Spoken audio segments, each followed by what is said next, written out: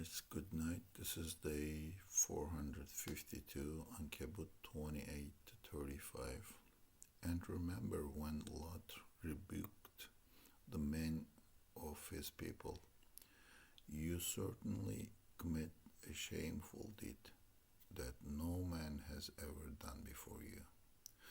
Do you really lust after other men, abuse the travelers, and practice immorality openly in your gatherings? His people's only response was to say mockingly, "Bring Allah's punishment upon us, if what you say is true." Lot prayed, "My Lord, help me against the people of corruption." When our messenger angels come to Abraham with the good news of the birth of Isaac, they said, "We are going to destroy the people of this city of Sodom, for its people have persisted in wrongdoing." He said, "But Lot is there." They responded, "We know best who is there. We will certainly save him and his family, except his wife, who is one of the doomed." And when our messenger angels come to Lot, he was distressed and worried by their arrival. They reassured him, "Do not fear, nor grieve.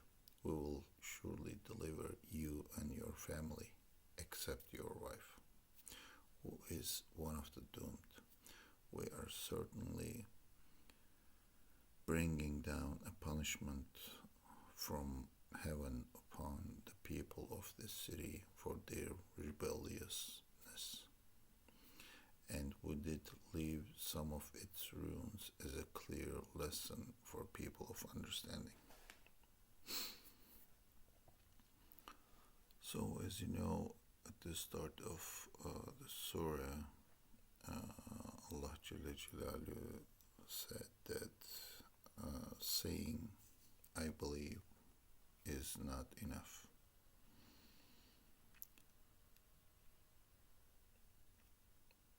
You will be put through some fitna, which will show you and others your true nature. And of course, prophets are the ones who are put through a lot of fitness. Most fitness on prophets. Why? Because they are the example personalities. They should be perfect. There should be no flaw in any of the prophets.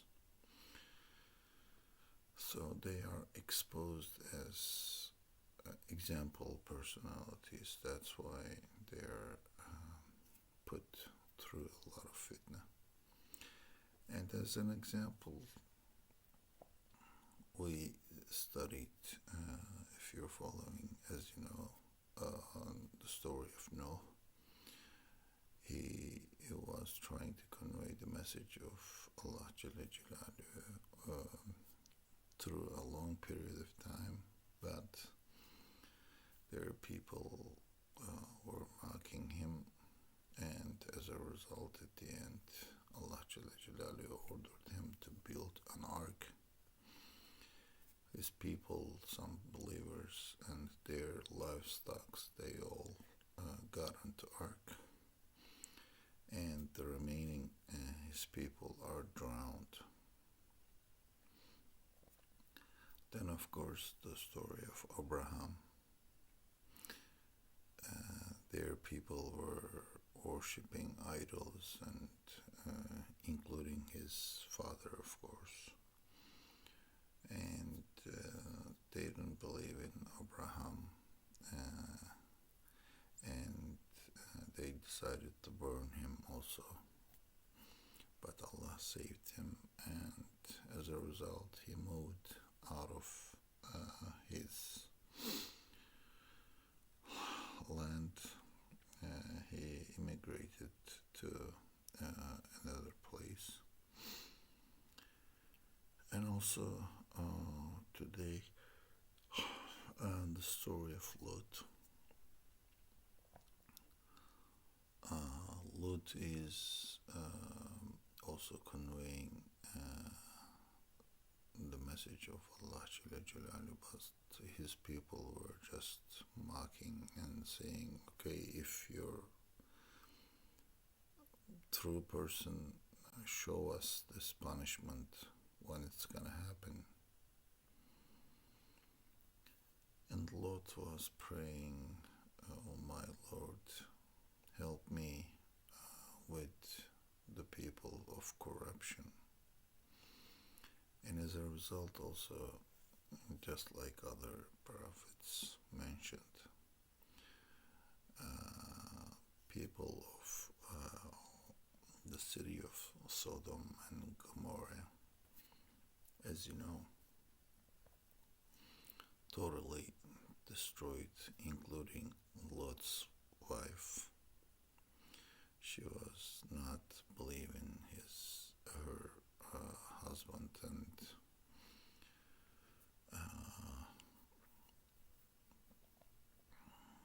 she was also destroyed too. But as you know, all these prophets, all these examples show that right at the beginning, prophets were weak and outnumbered, of course, and people of their community were mocking and demanding punishment when it's gonna happen. And then as a result, they worshipped and asked help from Allah Jalla Jalalu, and as a result, Allah saves the believers and destroys the others. And also to become as an example to the next generations, new generations, physical signs also remain. So as you can see, we see a lot of ruined ancient cities all around, in everywhere. And that's the way it is. Prophets were the ones who got most of the fitna, as we said before. And they're exposed, and they show their true nature as best of their people and as example personality.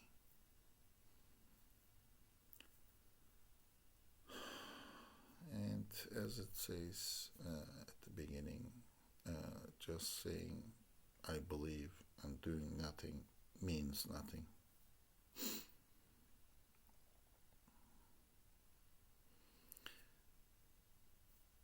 You will be judged on the day of judgment for whatever you did during your worldly life. And as we said millions of times, there are two ends, whether you will end up being a fuel for hellfire, or you will be rewarded by paradise on that day.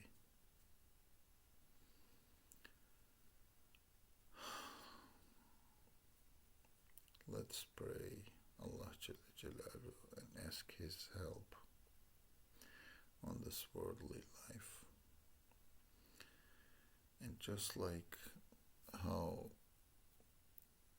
He saved the believers during these ancient times and destroyed the war against others,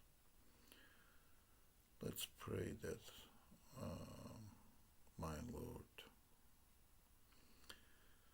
also save the true believers of today's societies and destroy the other arrogant, evil tyrants and evil doers totally. Let's pray for that. We need that on these days.